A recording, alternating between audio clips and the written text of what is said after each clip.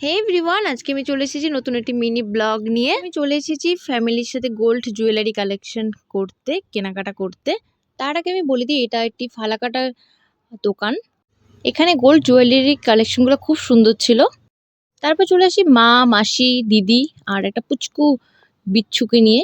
তারপরে আমি পরে দেখছিলাম কোন জুয়েলারিটা বেশি ভালো লাগে। আর এই হচ্ছে বিচ্ছু, যে এক জায়গায় একদম চুপ করে বসে না, খালি এদিক ওদিক ঘুরে বেড়াচ্ছে। আমার তো গোল্ড জুয়েলারি শপিং করতে খুব ভালো লাগে। তোমাদের কেমন লাগে অবশ্যই জানিও কমেন্টে।